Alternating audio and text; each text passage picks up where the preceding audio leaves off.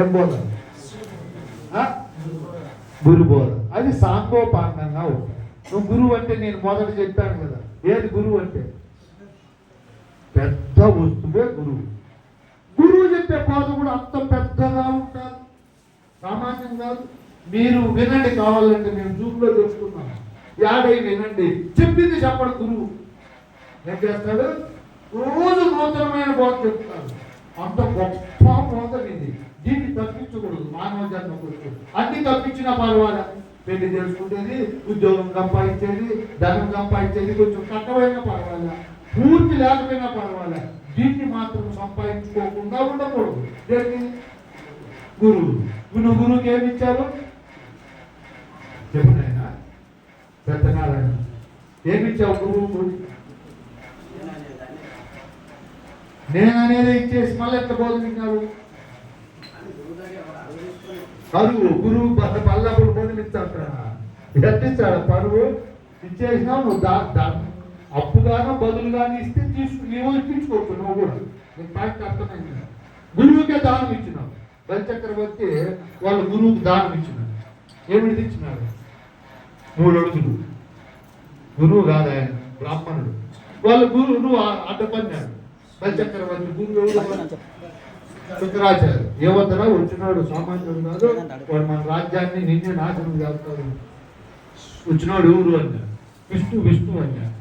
ఆహా, ఇస్తే అత్తవారికి కేవలం ఎత్తవారికి ఆదిని శ్రీసతి కొప్పుపై, తనువుపై, అంశోత్తరీయముపై ఎక్కడెక్కడో పడింది ఆయన చెయ్యి. ఎవరు చెయ్యి? అంతది నా చెయ్యి కింద పడింది. నేను గొప్ప, ఆయన గొప్ప. దానం తీసుకునేవాడు గొప్ప, ఇచ్చేవాడు గొప్ప. అట్ట గురువుకే ఇచ్చినావయ్యా. ఈ సృష్టికే గొప్పవాడు గురువు. గురువుకే దానం ఇచ్చినావు. దేన్ని? ఏదో నువ్వు ఇప్పుడు చెప్పలా, ఎరుకనే ఇచ్చినావు. నేను అనే జ్ఞానాన్ని మళ్ళా నాకు అరువు అని ఇప్పించుకోవచ్చు. దానం ఇచ్చింది. అప్పో బదులైతే ఇప్పించుకోవచ్చు.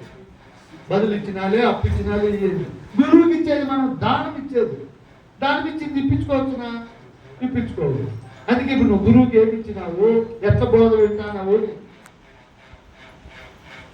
నువ్వు చెప్పినా సరే, నేనే చెప్పి ముగిస్తాను. గురువుకు శిష్యుడు బంధకారణమైన వస్తువులు దానం ఇచ్చాడు. నీకు బంధం అది. నువ్వు సేవ చేయాలన్నా శరీరానికి, ప్రాణానికి, మనస్సుకు, ధనానికి, అవి నీకు సేవ చేస్తాయి.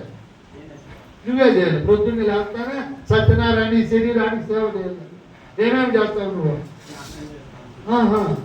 బట్టలు వేసుకోవాలా, టిఫిన్ పెట్టాలి, ఏమేమో చేయాలి. దీనికి రామాయణం పెట్టాలి. మళ్ళీ మనసుకు చేయాలి. అది అక్కడవో ఇక్కడవో అంటారు.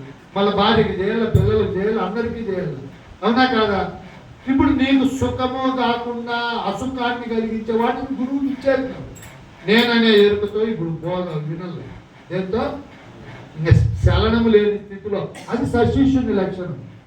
ఆయన శిష్య లక్షణాలు చెప్పమన్నాడు. కాబట్టి శిష్యుడు చలనము లేని చోట, గాలి లేని చోట దీపం ఎంత ప్రకాశిస్తాదో అంత శుద్ధ ఎరుక జ్ఞాన స్వరూపుడై బోధను బాగా సంగ్రహించుకోవాలి, బాగా క్రోడీ